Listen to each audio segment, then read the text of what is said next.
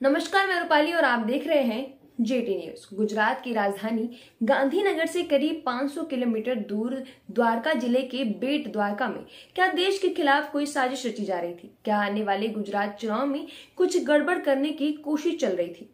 ये सब सवाल इसलिए उठ रहे हैं क्योंकि द्वारकाधीश भगवान श्री कृष्ण की नगरी में 1 अक्टूबर से 6 अक्टूबर तक लगातार प्रशासन का बुलडोजर चलाया गया। इस अभियान के बाद जो बातें सामने आई वो आपके कान खड़े कर देगी।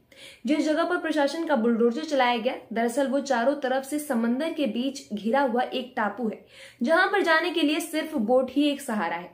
इसी टापू पर कुछ असामाजिक तत्वों ने अवैध रूप से कब्जा कर निर्माण कार्य किया था। यहाँ सबसे पहले अलग अलग जगहों पर मजार बनाई गई और फिर धीरे धीरे जमीन को कब्जा करने का खेल शुरू किया गया। गुजरात के बेट द्वारका में अवैध मजार, मस्जिद, दरगाह व अतिक्रमणों की बाढ़ आ गई थी। स्थानीय प्रशासन ने सरकारी जमीन पर किए गए अवैध अतिक्रमण पर बुलडोजर चलाकर करोड़ों की सरकारी जमीन को मुफ्त कराया है।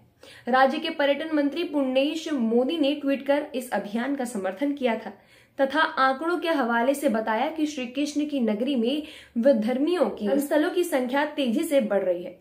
भगवान द्वारकाधीश की नगरी द्वारका से सटे बेट द्वारका में बीते कई दिनों से स्थानीय जिला प्रशासन सरकारी जमीन पर किए गए अवैध अतिक्रमण को चिन्हित कर हटाने के अभियान में जुटा हुआ है। बीते करीब 10 दिनों से ऊपर सरकारी जमीन पर अवैध कब्जा कर बना दिए गए करीब 100 अवैध मजार, मस्जिद, दरगाह व मकान दुकानों पर बुलडोजर चलाकर 100 करोड़ रुपए से अधिक की सरकारी जमीन को मुफ्त करा लिया गया है। गुजरात के पर्यटन मंत्री पुण्येश मोदी ने ट्वीट कर इस अभियान का समर्थन भी किया और उसे ये जानकारी भी दी गई कि बेट द्वारका पर गुजरात सरकार अतिक्रमण हटाओ अभियान चलाया गया है, जिससे करोड़ों की सरकारी जमीन मुफ्त हुई। उन्होंने बताया कि वर्ष 2005 की सैटेलाइट इमेज में जहां 6 मस्जिद मजारें बनी थी, वो बढ़कर 78 हो गई। ये सभी सरकारी जमीन पर अवैध कब्जा करके बनाई गई। आगे उन्होंने कहा कि 1945 में ग्रामीण गायकवाड़ ने मुसलमानों को 20 गुणा 20 मीटर की जगह दान में दी थी। उन्होंने बताया कि 1960 की जनगणना के अनुसार यहाँ मुस्लिम मतदाता 600 और हिंदू मतदाता 2786 थे। वर्तमान में जनसंख्या अनुपात के आधार पर इस टापू पर हिंदू आबादी 6000 और मुस्लिम 1200 होनी चाहिए थी, जिसके बजाय यहाँ हिंदुओं की आबादी घटकर 960 हो गई है और मुसलमानों की आबादी बढ़कर 6040 हो गई। मंत्री का दावा है कि लव जिहाद और जबरन धर्म परिवर्तन के कई उदाहरण सामने आए हैं। 2 परिवारों का उदाहरण देते हुए उन्होंने कहा कि कुछ साल पहले माजिद वेलजी भाई माला भाई जडेजा की बेटी के साथ भाग गए थे, जबकि 4 साल पहले दिनेश के परिवार के सदस्यों को इस्लाम अपनाने के लिए मजबूर किया गया था।